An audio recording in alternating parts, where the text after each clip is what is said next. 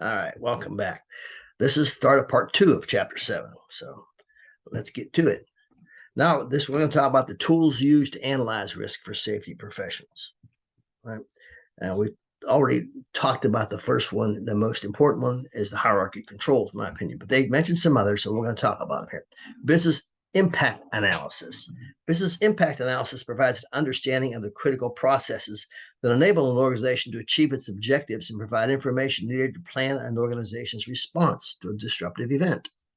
A BIA is used to predict the consequences of disruption of organizations' operations and processes and identifies critical information needed to develop mitigative strategies. The word mitigative. Potential business impact scenarios should be considered during OSH risk assessment. Critical operations may also be interrupted by supply chain failure or delayed deliveries. Example, South Korea's shippers bankruptcy crisis could affect U.S. holiday sales, type of thing. So this is something that's important, of course, to an organization, but as a safety professional, the ones that are involved mostly in finance and business are probably not going to be something you're going to deal with on a day-to-day basis, but you need to know about them. Okay. During the initial BIA, the team should consider the impact of negative OSH consequences on key business processes. The team should also consider how disruptive events will affect the capacity and capability of achieving critical business objectives. The BIA emphases on the effects or consequences of the interruption to critical business operations. An attempt should be made to quantify the financial cost and non-financial impact associated with a negative outcome. If you have business interruptions, you probably have been in business or pending or possible business interruptions. You probably have some business interruption insurance. If power goes out, there's some things that business interruption are beyond your control, but something that happens in the facility itself that causes it, like an accident, which could shut down a major piece of equipment, and so they have to be considered too. And it also may bolster your argument that you need to do this risk treatment that's maybe pretty expensive, because it would also impact the business impact. It have some business impact. One of the BIA goals is to identify costs linked to consequences of occupational safety and health failures, such as loss of cash flow, decommissioning and replacement of equipment, overtime paid to catch up with a backlog of work, business losses, reputation damage, and so on. BIA is generally performed by a qualified, knowledgeable group of stakeholders. The goal is to identify the following key elements for BIA: criticality of key business processes and objectives, how disruptive events can affect the capacity and capability of achieving critical business objectives, impact potential to people, property, and the environment.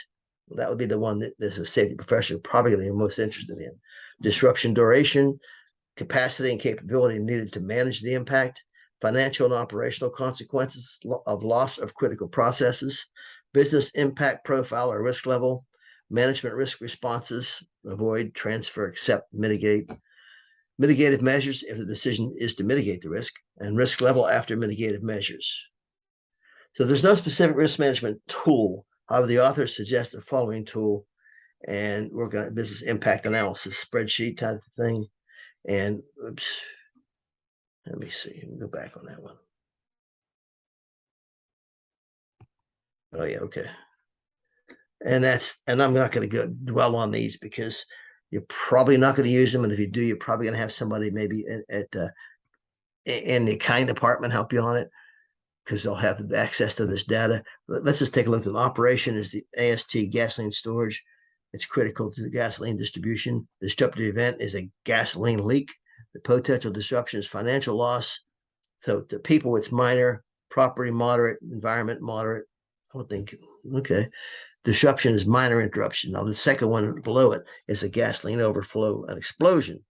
And people, impact to people is moderate.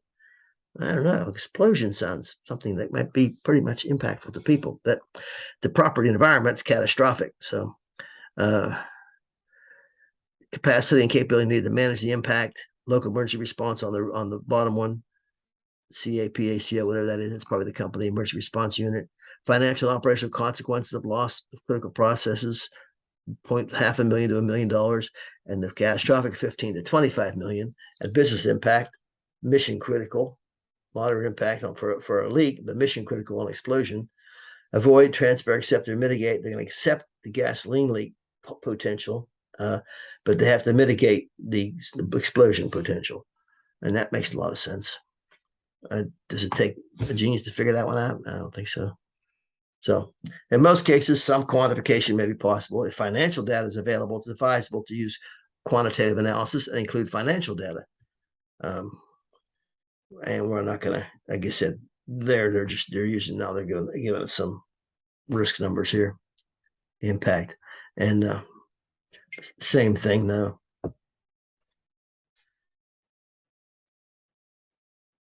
Mitigated measures, insurance is mitigated here is process design. Okay. So this is number one, cost benefit analysis. It weighs the total expected costs of options in monetary terms against their total expected benefits in order to choose the most effective or profitable option.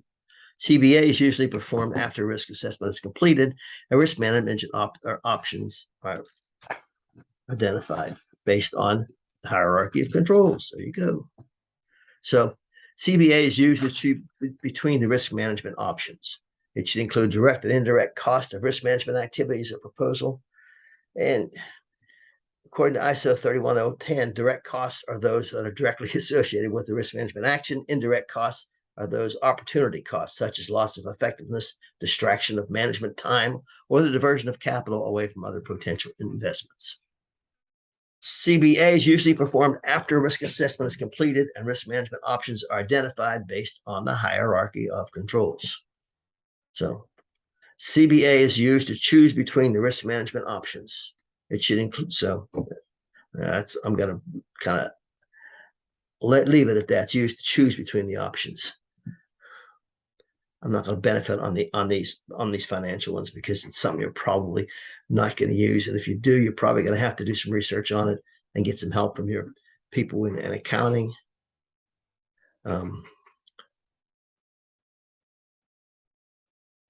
And detailed list of costs, detailed list of benefits, direct costs, indirect costs, financial comparison of results, and you get your ROI, return on investment. And the annual cost, future state, annual cost, current state, and the annual cost divided by the annual cost, current state is your ROI. And it's a pretty simple formula there. But again, I'm not going to dwell on these things too much. Financial analysis, a monetary value is assigned to all known direct and indirect costs in the current state. Financial values in future state may be estimated. So what they're saying is in the future. OSH professionals have to be careful not to automatically assume that risk reduction percentage means the same monetary amount reduction in future state. Financial estimates may be a lot more complicated than that. In order to understand financial benefits of proposed SH&E interventions, safety professionals will have to learn to speak business management language and use common financial terminology. So you could see the accountants speak a little bit of different language than the safety professionals. So, and that's not true. That's true in any career. The engineers are going to talk differently than the customer service people. I mean, come on, that's just common.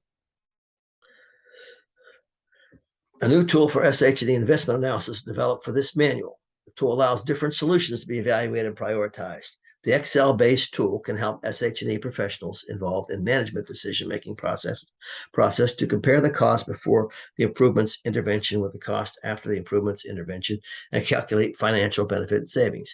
Okay, Excel-based tool. Excel is what? That's Microsoft spreadsheet. I can't live without it, to be honest with you. You should be familiar with it. Excel, Word, PowerPoint, those things you should be familiar with. One way to calculate, you should be actually pretty good at them, especially Excel. One way to calculate the net present value is to add net savings, new revenue generated from increased productivity, and other benefits, maintenance, fuel savings, insurance, etc. Again, cost savings should not be confused with cash inflow.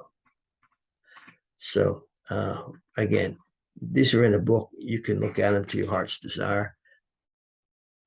The only questions that might come up on some things are what some of these acronyms mean. You should kind of have an idea. Because somebody talks about ROI, you should know that's a return on investment, or NPV, you should know that's net present value. So you don't sound like you know what you're least have an idea what's going on if they're talking about this. All right. You're not going to be an expert on it, probably, but you should at least be able to talk about it.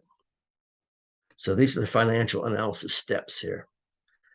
Detailed list of costs, detailed list of benefits, direct costs, financial comparison result, ROI. Okay, we've already talked about that. And then a decision comes this: compare proposals, financial analysis, net present value, payback period, return on investment, and internal rate of return. And I don't know even the non-financial benefits, multi-criteria analysis. Non-financial benefit, NFBs, non-financial benefits are important because they may be something that you could use in your argument to get the safety improvements done, or the treatments that might cost a lot of money done. Okay, simple example of cash flows prevented here. Again, we're not going to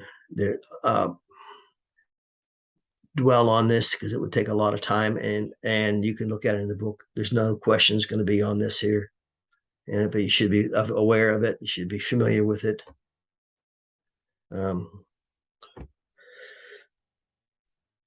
So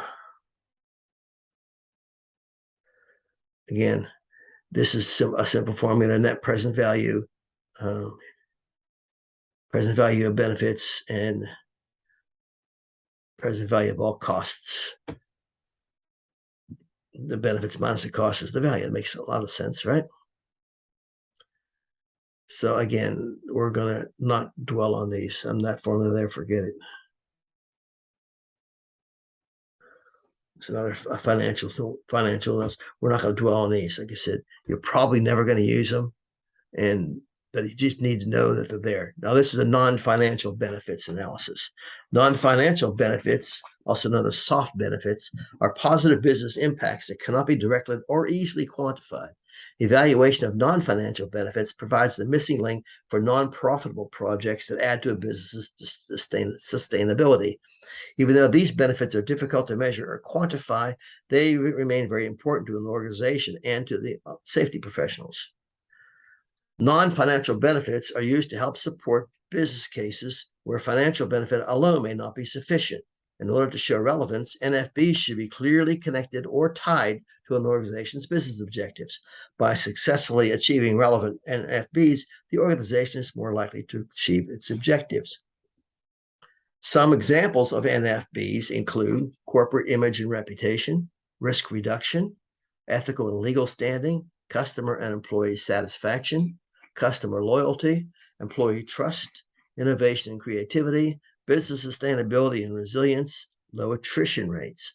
And these are all important, and these are all have to be part when you figure out what you're going to take as far as risk treatment. And they could be actually pretty huge. And they certainly could be an influence over the upper management, talking about it. Employee trust.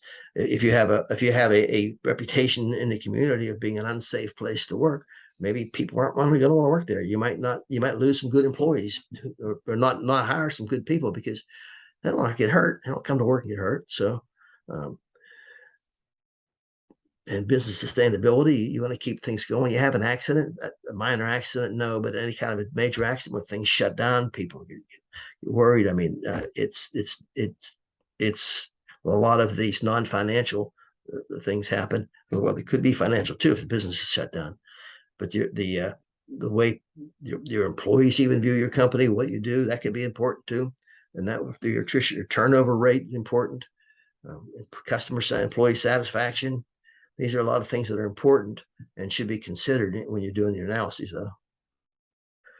Non-financial benefits analysis is generally performed by a qualified, knowledgeable group of stakeholders. And the ISO things don't contain any specific NFB tools. However, multi-criteria analysis featuring NFBs can be used to develop a stronger business case. ISO 31010 states that MCA uses a range of criteria to transparently access and compare the overall performance of a set of options. So those they're hard to quantify. You can just qualify the, you say, oh, it's going to be better, but you're going to say it could be 3% better. No, it's hard to do.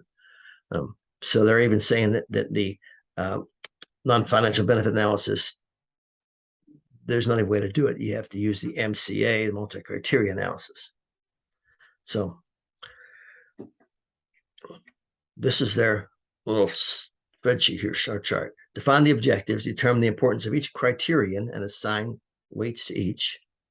Perform sensitivity review, align business objectives with safety benefits, gain stakeholder consensus on the weight scoring, and assign an NFB value. And all this time measuring impact. So business pressure prioritization. Okay, this looks to me to be a all right, business sustainability, excellence in safety and health, retain talent employees. They're giving it all a weight here, and then they're adding them up for business sustainability. That's important. It's not quite a risk matrix, but you can see what they're doing. They're giving them all numbers and adding them up to see what they think is the most important one, to prioritize them. And that's what they're kind of doing here to these different benefits. Again, they're in the book. We're not going to dwell on them. You just have to know about it. They do exist. There are tools out there to do this, but they don't go into detail on here, neither are we. Risk treatment selection checklist developed by the authors. This checklist tool is used to qualify and select risk treatment options that are most appropriate and effective. Its purpose is to simplify, standardize, and strengthen the process of selecting risk controls. Application as a checklist method, it is useful in screening and narrowing a number of choices available to further decide on the most appropriate measure for the application. It can be applied early on in the review process of available risk control measures and used throughout the selection process. The checklist process is used to review and test each risk treatment option being considered. Each checklist question is considered and answered by the risk assessment team to determine if it meets the standard in the checklist. There are 13 questions on the checklist. See the next slide. Okay, let me get my head out of here. So these are the check. I kind of like checklists because they're kind of, they give you a good path to follow, and by answering questions instead of just having to think outside, think about it yourself, they're going to kind of give you, focus your thinking on certain things. So the highest level within the hierarchy reasonably achievable. Is it? Yes, that's checked. Highest degree of risk reduction reasonably achievable. Complements other existing or planned controls. Most permanent control option available. No, it's not the most. Okay, most difficult control to defeat or bypass available. No, it's not. Free from introducing new hazards or side effects. Able to test, measure, and verify controls effectiveness. Able to test, measure, and verify controls reliability. I would think you'd want to be able to do that. Requires minimal upkeep and maintenance. Choice supported by financial analysis. And choice supported by non-financial benefits. This is like page 2 of the checklist. Mutually agreed upon by users, operators, and affected stakeholders. Meets regulatory, legal, and corporate requirements. And they're giving this a no of 10. So they say this is not a pretty good choice that they made here. So, and that is it for Chapter 7, Part 2. And Chapter 7, that's the only 2. So there's an assignment in this Chapter 2 and some questions on these videos. So in the meantime, be safe.